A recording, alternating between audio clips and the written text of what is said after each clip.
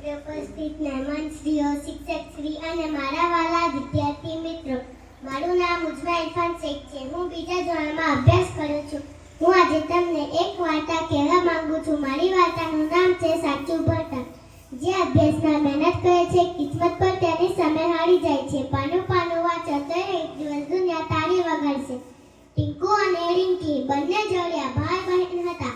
એક જ સ્કૂલમાં એક જ ક્લાસમાં ભણતા હતા. બંને ભણવામાં બહુ જ હોશિયાર હતા, પણ હંમેશા ટીંકુ જ વધારે માર્ક્સ લાવતો હતો. આ વખતે જ્યારે બંને બાળકોએ સાયકલ લાવવાની જીદ પકડી, ત્યારે પપ્પાએ એક શરત મૂકી દીધી. મારી પાસે એક જ સાયકલ લાવવાના પૈસા છે. તમારા બંનેમાંથી જે પણ ક્લાસમાં ટોપ કરશે તેને એક સાયકલ મળશે. પપ્પાની આ વાત સાંભળીને બંને બાળકોએ પોતપોતાની રીતે ભણવાનું શરૂ કર્યું. પરંતુ ટીંકુ વધારે સ્માર્ટ હતો. તેને ખબર હતી કે નંબર્સ કેવી રીતે લવાય છે. એ માત્ર એટલું જ ભણતું જેટલું એક્ઝામમાં પૂછાતું હતું.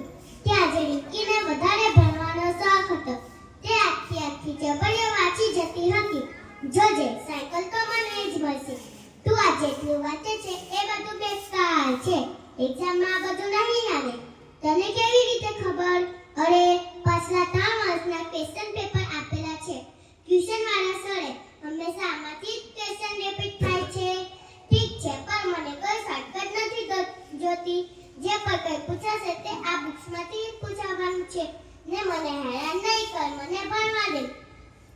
બંને બાળકોએ પોતપોતાની રીતે ભણવાનું શરૂ કર્યું. ફાઇનલી એક્ઝામ ખતમ થઈ ગઈ. યે! એક્ઝામ ખતમ, મસ્તી શરૂ. થોડાક દિવસો પછી રિઝલ્ટ અનાઉન્સ થયું.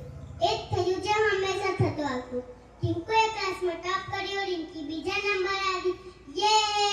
હવે મને સાયકલ મળશે. ટીંકુને સાયકલ મળી ગઈ. એ બહુ જ ખુશ થયું. આ લેપ પર ધ્યાન રાખજે. આ તમારા બંનેની સાયકલ છે. રિંકીને પણ ચલાવવા દેજે. પણ હવે ટીંકુ કોઈનું ક્યાં સાંભળવાનો હતો? એ તો બસ સાયકલ લઈને જ દોડી ગયો. એક દિવસે સાંજે ટીંકુ અને રિંકીના સારા રિઝલ્ટ આવવાની ખુશીમાં આખો પરિવાર બહાર જમવા માટે ગયો.